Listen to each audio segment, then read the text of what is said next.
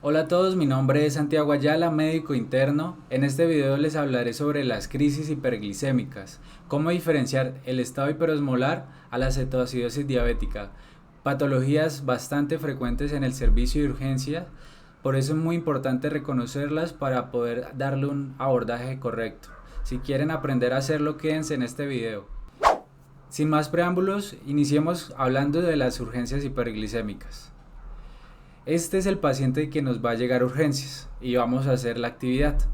Paciente de 79 años, proveniente de zona rural, con cuadro clínico de 5 días de evolución, caracterizado por dolor abdominal difuso, náuseas y 4 episodios eméticos, asociado a poliuria, polidipsia, inapetencia y con signos de deshidratación. En este momento, ¿qué pensarían ustedes? ¿Cuál sería su impresión diagnóstica? ¿Qué laboratorios le pedirían a este paciente y cuál sería su conducta inicial? Al final del video espero que tengan claras estas dudas para que puedan hacer el correcto abordaje. Para este video me basé en este artículo que está en PubMed, ahí está el link por si lo quieren revisar. Y como tal el contenido de este tema o de este video vamos a ver los conceptos de las urgencias hiperglicémicas o las crisis hiperglicémicas, la fisiopatología, factores de riesgos que pues tienen estos pacientes, cuál es la clínica, cómo hacemos el diagnóstico, cuáles son los criterios que vamos a tener y como tal el tratamiento. Bueno, haciendo una introducción, las crisis hiperglicémicas, tanto la cetoacidosis como el estado hiperosmolar, son las dos emergencias hiperglicémicas más graves, agudas y que son más mortales, sobre todo en las pacientes con diabetes tipo 1 y tipo 2. Por eso es muy importante empezar a reconocerlas y poder hacer el diagnóstico. ¿Cuáles son los factores de riesgo en estas pacientes? ¿O qué me puede desencadenar esta crisis hiperglicémicas? Las más comunes son las infecciones tales como las neumonías, las infecciones de vías urinarias, sepsis y pues como tal todo esto, si el paciente tiene una patología de bases como es la diabetes y está cursando con una de estas infecciones, es más probable que termine en una crisis hiperglicémica. También pacientes que estén cursando con síndrome coronario agudo, con un traumatismo, pacientes en embarazo, pancreatitis aguda o en estados de abuso de alcohol o de corticoides. Por eso es muy importante hacer una buena historia clínica para poder hallar estos factores de riesgos que me puedan hacer pensar en una crisis hiperglicémica. Vamos a iniciar hablando de la cetoacidosis diabética. Para hacer el diagnóstico y por qué debemos empezar a pensar en una cetoacidosis diabética, como lo vimos en el caso clínico, un paciente que esté con inapetencia, con los síntomas y signos de la diabetes, como lo es la polidipsia, polifagia, asociado que tenga dolor abdominal, náuseas, y aparte tenga el antecedente de diabetes mellitus, pues me hace pensar en una cetoacidosis diabética, el cual un paciente esté descompensado. Para hacer el diagnóstico, ¿qué tenemos que tener en cuenta? Los parámetros de laboratorio es el pilar fundamental para poder hacer el diagnóstico como tal de esta patología. Una hiperglucemia mayor a 250, una acidosis metabólica con un pH menor de 7.30, un bicarbonato menor a 15 y un anion gap elevado y una cetonuria elevada. ¿Qué es importante tener en cuenta en la cetoacidosis diabética y en el estado hiperosmolar? Que no hay como tal, mucha literatura habla sobre que la cetoacidosis diabética está mayor a 250 y que el estado hiperosmolar es mayor a 300, 400. Sin embargo, para tener la clave y aprender a diferenciarla lo más pronto posible es esto de acá, el último criterio, la cetonuria elevada. ¿Por qué? Porque en la cetoacidosis diabética vamos a tener la cetonuria elevada y en el estado hiperosmolar no. Es una manera rápida de poder diferenciar estas dos patologías que se parecen mucho.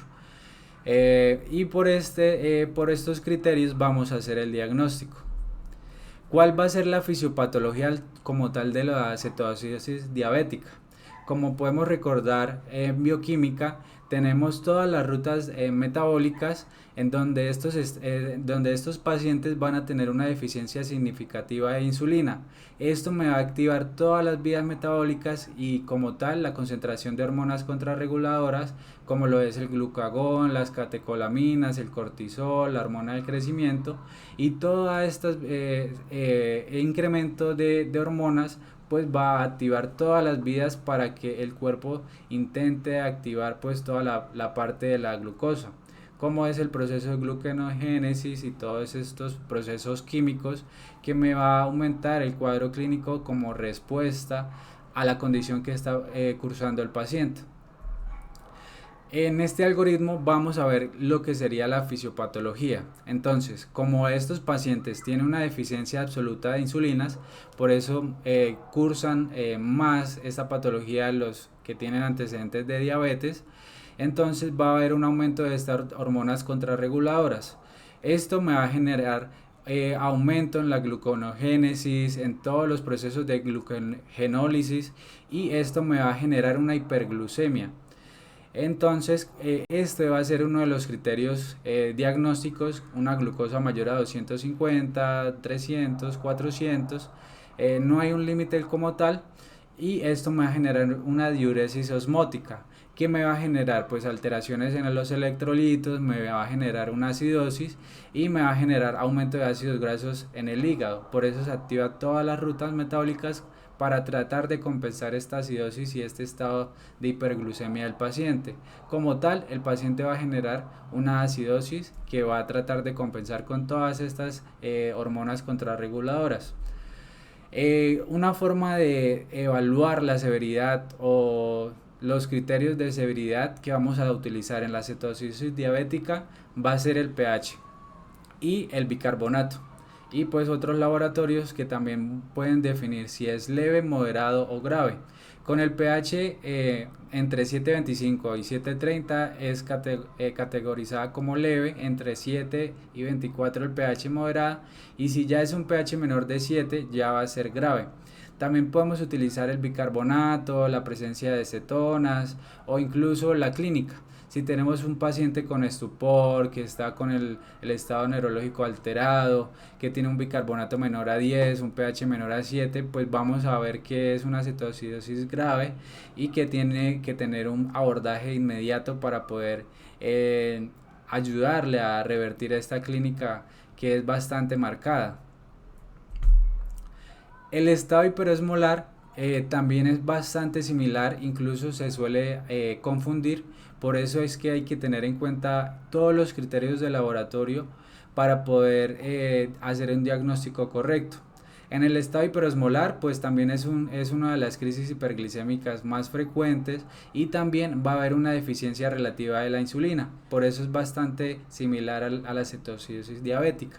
Sin embargo, pues se dice que en el estado hiperosmolar la glucosa va a estar más aumentado que la cetoacidosis. Sin embargo, lo que yo les decía anteriormente es que en el estado hiperosmolar no hay presencia de cetonuria. Por eso hay que estar pendiente de este laboratorio para poder hacer la diferencia. En el estado hiperosmolar también se caracteriza por haber alteración del estado de conciencia, disminución de las funciones mentales e incluso en mucha literatura dice que se puede alcanzar a confundir con enfermedad cerebrovascular. Y pues como tal me puede disminuir el Glasgow, me puede generar un estado de coma en el paciente.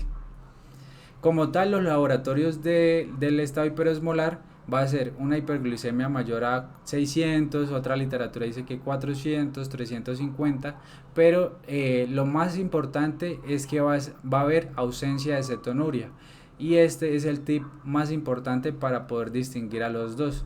También, y lo más característico del estado hiperosmolar, como lo dice su nombre, es que la osmolalidad plasmática va a estar elevada.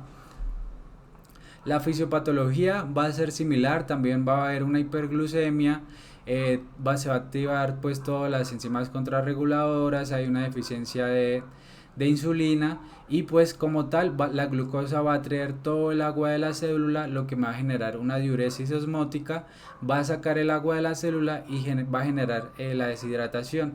Por eso todos los síntomas neurológicos, todos los signos de deshidratación son muy marcados en el estado hiperosmolar, y va a tender a confundirse más que todo con las patologías que sean neurológicas. También se pueden complicar con otras patologías como son los accidentes tromboembólicos, y me va a generar aún más una osmolaridad sérica alta. En esta imagen es una de las maneras más fáciles de poder diferenciar los dos, y en esta se resume todo el video. A la izquierda tenemos la cetoacidosis diabética, en donde la hiperglucemia va a ser mayor de 200, 250, y lo más importante y lo que he dicho en todo el video es la presencia de cetonuria. Por eso es muy importante los laboratorios de ingreso para poder hacer el diagnóstico diferencial, ya que solo con la clínica va a ser muy difícil poder hacer la comparación. Y en el estado hiperosmolar, una hiperglucemia más marcada, el estado de osmolaridad plasmática aumentado, y no va a haber presencia de cetonuria, y los signos de deshidratación van a ser más marcados, y va a haber más compromiso del estado neurológico. Como tal, en este cuadro podemos ver las manifestaciones clínicas de las dos, y van a ser muy similares. Van a ser todos los signos y síntomas de la diabetes: polidipsia, polifagia, poliuria, y también otros signos como hipotermia, taquicardia, taquipnéica, muy característico de la cetoacidosis diabética, el patrón respiratorio de Kussmaul, y como tal, en el estado hiperosmolar, todos los síntomas y signos de la alteración de la conciencia. ¿Qué vamos a hacer en urgencias y cómo va a ser nuestra atención inicial a estos pacientes? Primero, monitorizarlos, hacer una vigilancia neurológica exhaustiva, porque en cualquier momento se pueden deteriorar. Laboratorios para evaluar lo que es el equilibrio ácido-base, unos gases arteriales, tenemos que calcularle la osmolalidad, electrolitos, uroanálisis, glucometrías, y lo más importante en estos casos es poder identificar el factor precipitante. Como les había dicho, en los factores desencadenantes lo son las infecciones, neumonías, IBUs, sepsis. Entonces todo el abordaje va a ser encaminado a encontrar la posible causa. Entonces todo lo que sea marcadores de daño miocárdico, PCR, EKG, radiografía de tórax, factores como la amilasa, lipasa, para tratar de encontrar el factor desencadenante. Y uno de los tratamientos pues va a ser el tratamiento etiológico que me esté generando la causa de la crisis hiperglicémica. Si la causa es una mala adherencia al tratamiento, o una dosis que no es de insulina en los pacientes de diabetes mellitus, pues hay que hacer la corrección, y hay muchas maneras de empezar el abordaje terapéutico en estos pacientes. La primera es reponer líquidos, pero antes de reponer líquidos tenemos que tener muy en cuenta el potasio. ¿Por qué? Porque a la hora de poner líquidos, la insulinoterapia, esto va a arrastrar el potasio fuera de la célula y me va a hacer una hipopotasemia, generándome daños cardíacos que son muy importantes y que pueden ser graves. Entonces, vamos a reponer líquidos, vamos a iniciar. Lo ideal es que si tienen lactato de Ringer, lo inicien con lactato, y si no, pues solución salina. Pero tiene mejor evidencia el lactato. Y pues ya aquí depende mucho de los signos de deshidratación que tenga el paciente. Lo vamos a calcular por el peso. Más o menos podemos iniciar un bolo de 1000, de 1500, todo dependiendo del peso del paciente y qué tan grave lo veamos. Y pues antes de iniciar la insulinoterapia, calcular el potasio. Si el potasio está entre 3.5 y 5, vamos a administrar media ampolla de cloruro de potasio. Si el potasio está disminuido menor de 3.5, vamos a administrar 10 miliequivalentes de potasio. Y pues si está entre 5 o 5.5, pues no es necesario de momento iniciar la reposición de potasio. La insulinoterapia la vamos a a administrar de acuerdo al peso. Se puede decir que 0,1 es lo estándar, y pues también podemos iniciar una insulina en bolo de 10 unidades internacionales dependiendo del peso del paciente, y pues vamos a dejar una dosis de insulinoterapia de mantenimiento para que no vaya a disminuir muy rápido o muy lento la glucosa. Algo que es muy importante que nos recalcan mucho en el tratamiento de estas crisis hiperglicémicas es no disminuir muy rápido la glucosa del paciente, no administrar mucha insulina de momento, y es mejor tener un paciente, digamos, con unas metas de glucosa de 220, 230, a disminuirle muy rápido la glucosa, pues porque me va a generar una hipoglicemia y puede ser peor a la larga para el paciente. Entonces, muy importante, reponer líquidos, ver el potasio para ver si podemos iniciar la insulinoterapia, y el tratamiento etiológico, ya sea si es una neumonía, tratar con antibióticos o ver todos los factores que me estén generando, si es por alcohol, si es una mala adherencia al tratamiento, pues hacer tratamiento etiológico de lo que me está generando. Este algoritmo es muy importante y es con lo que nos tenemos que quedar. ¿Por qué? Porque el algoritmo del tratamiento del estado hiperosmolar y la cetoacidosis diabética es similar. Tenemos que ver los líquidos, la insulina y el potasio. Esos son los tres pilares fundamentales, y de acuerdo a la clínica, del estado de hidratación del paciente, pues, y también del peso y del estado de las cifras de potasio, vamos a hacer la reposición de cada una de estas terapias. Algo muy importante y que tenemos que tener en mente en el servicio de urgencias es que el estado hiperosmolar, porque al tener compromiso neurológico muchas veces puede llegar a confundirse con un SB. Por eso es muy importante en un paciente con deterioro neurológico, con lipotimias, con convulsiones, también tomar una glucosa para que nos ayude en el abordaje de estos pacientes y no llegar a confundirnos. Esto es lo más importante. Entonces recuerden, los laboratorios y los criterios diagnósticos, los signos y síntomas van a ser muy parecidos a los de la diabetes. Los criterios laboratorios son los que nos van a ayudar para el diagnóstico tanto del estado hiperosmolar como de la cetoacidosis diabética. La presencia de cetonuria en la cetoacidosis es lo que me va a diferenciar del estado hiperosmolar. No se guíen tanto por los valores de glucosa, porque pueden llegar a confundirlos.